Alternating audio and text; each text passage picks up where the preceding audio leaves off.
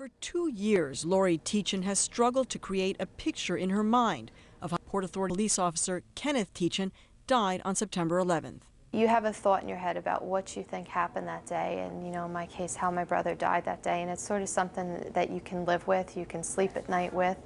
And then you have, I refer to it as my worst nightmare, and these transcripts were beyond my worst nightmare.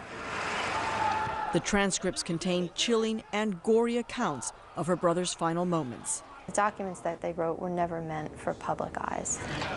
There are 2,000 pages of them, transcripts of 260 hours of the radio and telephone conversations between people like Kenneth Teachin, rescuers, and the 83 other Port Authority employees who did not survive. A male caller says, "Something blew up at the Trade Center." A female gasps. A male says, "Either a plane crashed into the Trade Center or a rocket hit. People are all over the place, dead." Female, "Really?" Male, "I'm going to be here. I just wanted to let you know I'm okay, because you would have saw this on the news. You would have thought, uh-oh." There are also handwritten and typed notes of survivors that paint a vivid picture of the terrible things these people were seeing. Lieutenant Ed Gutch wrote, "I observed numerous individuals jumping from One World Trade Center, striking the sidewalk, a telephone pole, and the overhead covering of VIP Drive." We have always known in our hearts that these people were heroes to the very end on that morning.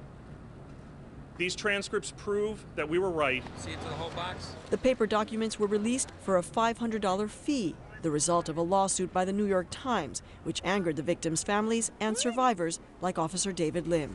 Put yourself in that position. If that was your husband out there, would you really want the world to hear him saying his last words to you, or would you want that in a private hearing that the Port Authority would be more than happy to provide? The Port Authority scrambled to get copies to family members like Lori Teachin before they had to read them in the media.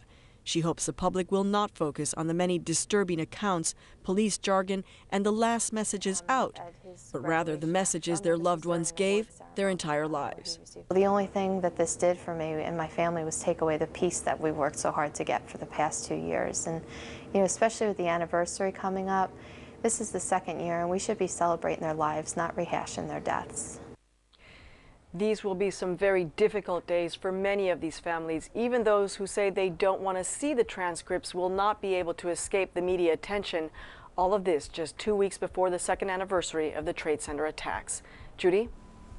Maria, I think all of us are riveted by what you're describing and by what we'll be reading about tomorrow in the newspapers.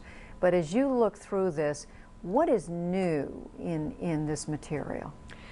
I think it's hard to say what's new. I mean, there's 2,000 pages of this, Judy. There are conversations between officers. There's confusion in terms of where they should be going. There are problems in terms of communication. These things we all knew.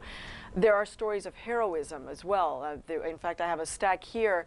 This is just the people who are going to be nominated for heroes. These are survivors.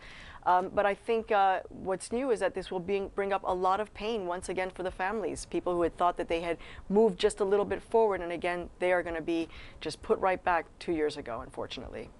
I read one transcript, a very touching transcript of a father, a police officer, saying goodbye to his son and saying, "Take care of Mom, Oh, because so I won't hard. be home." So hard. Maria Hinojosa, thanks very much.